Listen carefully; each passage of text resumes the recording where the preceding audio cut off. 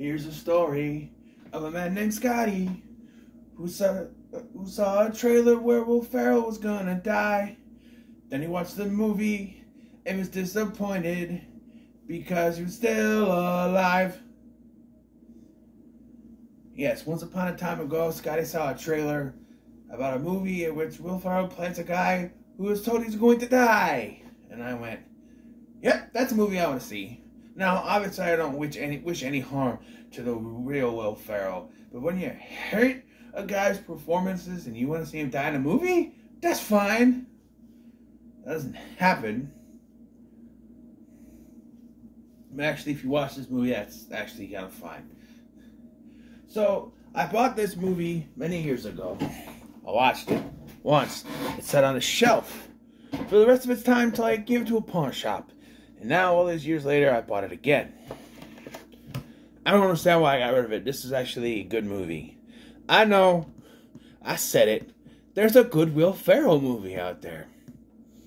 This may be his best. And when we get to the rating, you're not going to believe the rating I give it. But, okay, so this movie goes to prove that if you just let Will Ferrell act, just let him play a role. Don't let him overact. Don't let him ad-lib. Don't let him, overdo stuff and be overly loud. Or try for the lowest common denominator of comedy. Or keep on doing jokes that already aren't funny and even get less and less funny. And just let him act. He can give you a good performance. Will Ferrell plays Harold Crick, a man who finds out he is going to die, thanks to a strange narration he hears in his voice. That is of a author played by... Why do I keep forgetting her damn name? Emma Thompson.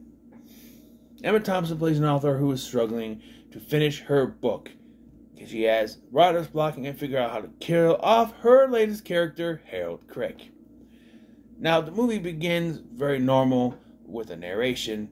Strange woman, sure. And then the next day, Harold wakes up and he now hears the narration. We hear it, he doesn't, but the next day he does. And he's confused as to why he's hearing this. He's asking other people if they hear it. They can't hear it. Only he can hear it, which is never explained. I guess you can wager to guess that it's something like, because it's narrating about him, he's the only one that can hear it. Guess that makes sense. He seeks out help. He shrinks, whatever. He finds a college professor named Jules, played by Dustin Hoffman, who's really good in this film, by the way. Short role, but he's there, who tries to help him figure out what exactly is going on. And then he also meets a woman named Anna, who he's auditing. He works for the IRS, who he ends up falling in love with and having this relationship with. And surprisingly, Maggie Gyllenhaal, who I don't care for in The Dark Knight, was really good here. When she's not trying to steal roles from other actresses, she's good. Look, I understand Katie Holmes didn't want to come back. Fine. But then they should have just written that character off. The character of Rachel off. Say she moved to a different place, or, she got a new job in Metropolis. Name drop. Boom. Or something. Because, I don't know. I don't see those as the same character. It's confusing to me. Because Katie Holmes played it one way, Maggie Gyllenhaal played it the other way. And her way, I never saw as Rachel. I saw it as Maggie Gyllenhaal playing this character that's not the same.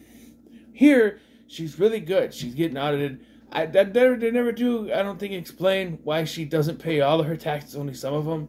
Like she's supposed to be rebellious or something. Just pay your taxes. IRS will like you for that. Not just the company, but, Earl Nye Shyster, he'll pay your taxes, But yeah. And surprisingly, I'm going to give props to Will Ferrell. I already mentioned why, but he is actually pretty good in this. There are a couple times where he yells, but it actually adds to the performance. It actually means something because he's yelling at this voice that he can hear and nobody else can hear and he can't see and he doesn't know what it is. It's narrating his life. He's frustrated. That works. Not just yelling, making it louder for more comedy. This is played a little more serious. and it works. You also have Queen Latifah, who I've never been overly fond of. She's fine. She's from what I saw of Chicago, she was good in that. She's good in Hairspray. She's fine in this. She doesn't get much to do. She's the author's assistant. She's Emma Thompson's assistant here, and she does fine. She's trying to help her find an ending. They go to places like a hospital, trying to find, like they go to the infirmary. People just injured there. She wants to see like the dead or dying people. They're like, what? Like she's crazy or something. I kind of laughed at that. But yeah, and like there's a weird change in the middle of the film where Jules tells Harold, hey, just don't do anything. You don't do anything, nothing will happen. He does that, and then a wrecking ball goes through his apartment wall, and all because of a mix-up. It's the wrong address. It was supposed to move in with his friend, and later his girlfriend, but his friend, played by Tony Hale, the guy who replaced David Cross in the 4th Alvin and Chipmunks movie. I gotta talk about those at some point. But because I started a review series on those, and I did my favorite one, the one I grew up with. Then I had to do the other 2 animated ones, and I went, I should just do the live action ones. Anyway, so then from that on, Harold's life changes because she points out, the narrator points out that he counts every brush, which would be just tedious to do that, and he's so tedious with everything. But now he's stopped doing that, and he's not worrying about things, and he's trying to move on with stuff and change his life. And he asks out Anna and all that stuff, changing his life. She also makes this, eventually I'll come back to that. Eventually he hears her voice in an interview and realizes who she is and contacts her. She is baffled to find out that this Harold Crick is real. It also makes her think that what if all the other people in her books were real people? They never really explain how this works. Has she actually killed people? Like, they never do a thing where she looks up on the internet all the people from her books and finds that real people. No, they don't do that. They don't go as far to confirm or deny anything. They just sort of hint at it. But yeah, so basically he's like, you can't kill me. I'm an innocent person. I'm just living my own life. You can't do it. Because all her books, she's a novelist. She writes tragedies. All her books end with the main character dying, which would kind of be bad for your career, I think. It's like, if you have a book that really hits off, okay, authors, they have books. They make characters that really hits off. Then that character goes on to do more books, like Alex Cross or Harry Potter, right? They're selling good. They want to do more with that character. You can have that character at the end of your book. Then you're going to have you can make more, I guess, but you're going to be standalones, and they're all going to be different. And you're not going to have this character that everybody loved in one book because he's now dead. See it this way, though. They could have done a sequel to this. It's been a long time. Where she writes a sequel book with Harold Crick. And he's, oh, no. You're not, Like, hey, Harold Crick was a popular character. Spoiler alert, he doesn't die. So, well, I already told you that in the opening. But, yeah, that was one of my things. I wasn't, disappointed when I first watched this. But it is a cop-out. Like, they tell you in the trailer and at the beginning of the movie that he's going to die, and he doesn't. It's a cop-out. But you go through the movie, you start to understand why it changes, right? Like, she gives him a copy of the book. He can't bring himself to read it, so he gives it to Jules. Jules reads it and says that the book wouldn't work without the ending. It just wouldn't work without the ending. So, he then reads it, and he gives it back to her and says, you know what? I'm fine. Just do it. So we get our ending. The ending is that, we have to go back because at the beginning of the film, there's a lot of talk of Harold's wristwatch. Something he goes by, an alarm every morning, keeps him on track, keeps him on time, all that stuff. He still has it, by the end of the film. At one point during the film, on a particular Wednesday, it stops working. And he resets it and asks someone in the line what the time is. He gives him the time, and at the end of the film, we find out that the time was 4 minutes ahead. That the guy gave was 4 minutes too much. So it's 4 minutes ahead. So instead of being late for the bus that he goes to every morning, which, by the way, by this point, he's at a different person's apartment. How is he still going to the same bus that I live in the same area? It's kind of confusing. But, yeah, because he is at his place, and that's the mall. She goes with his friends. And I think he slept at Anna's place the night before because they were kind of canoodling. And there's a point where I thought he was going to tell her. Because he's like, I have a secret. And I'm like, oh, I adore you. He's like, well, I adore you. And then he's like, no, that's not it. And I'm like, oh, no. No, it's just, it's a tax thing that he's talking to her about. Like, he doesn't tell her, which, fine. So he's early to the bus stop and has to wait. We follow him, the bus driver, and this little boy that happens to show up. And sure enough, this little boy comes, trips, falls right in the traffic thing.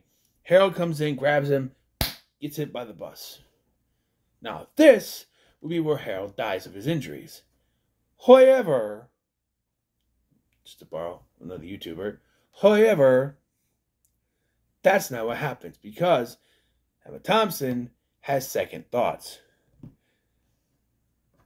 The thing is, we see this happen. We see that he's dead. They're like, oh, he's dead. I don't think he's dead. Is he dead? I don't know. He's breathing. He's not breathing. Trying to be ambiguous. And then we see her show up at Jules' office and give her the book. Give him the book and say, she goes, have you read it? I have. And it's brilliant. She's like, well, I thought you'd be interested in a new ending. Turns out, Harold survived, being saved by a little piece of metal from his wristwatch that stopped the artery from bleeding out and causing him to die. So he survived because of that piece of wristwatch. It is a little confusing when the doctor says they can't take it out or risk nerve damage. So he's going to have a piece of metal in his arm the entire time. I don't know if it's here or wherever it is, somewhere in his arm. And that's a little iffy. Like, oh, it saved you, but you can't take it out or you'll die. You're doctors. There's no way you can take it out and quickly sew things back up. I guess if it's bleeding out, but if you sew it, I don't know, you start sewing it up and then take the piece out and then finish sewing. I don't know. How big is the piece? I don't know. He's just going to have a piece of metal in his arm the rest of his life. It's kind of frustrating. Anna shows up, which I don't know. See, stuff like this, I don't know how that works. Because surely she wouldn't already be his emergency contact. Right? The only thing I can think of is that she saw on the news he got hit and then ran to the hospital to find him. But then she doesn't know why he got hit. And he does say, he said, I had to save her. What? Save the boy. Why? Because I had to. I had to. And I like the author's thing. Like, the story is about a man who doesn't know he's going to die and then dies. But when a man knows he's going to die and goes through with it, purposely does it, knows he has to do it, that's different. She couldn't do it to him. So, she couldn't kill him off. And it ends kind of on a happy note. And he doesn't really react to the narration at the end, so I never know if he could still hear it, or if now that's done. And if we're just hearing it again like at the beginning of the movie. Oh no, this movie was good. It was pretty good. But more than that,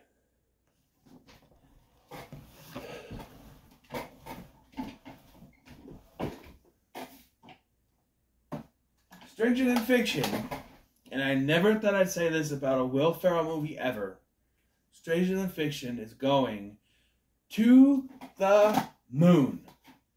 That's right, I said it, I can't take it back. This is most likely Will Ferrell's best movie. And that's not hyperbole, that's not just me. It's his best performance, literally. It's probably the best written. It's not a comedy in the traditional sense that Will Ferrell would have a comedy, and I think that's why it works. It's more serious than his other films, where they're just doing wacky comedy. He's allowed to go off the rails, and I think maybe he should be subdued more often, because the less he's allowed to go off the rails, the better actor he is. But no one seems to get that, and then they'll go off the rails, and it's frustrating. It's frustrating how much people don't get that he's not good with ad-libbing and doing all that stuff. Anyways, let's go ahead and we have 7. Let me at the bottom when it. Oh, hello.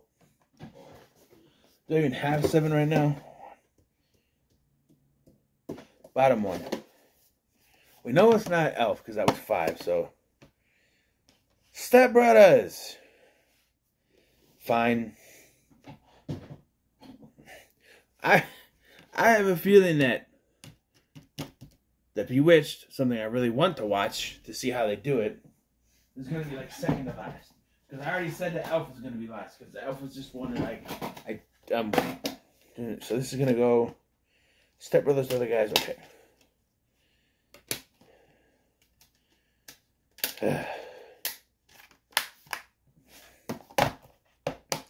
So just, look out for that. So what are your thoughts on Stranger Than Fiction?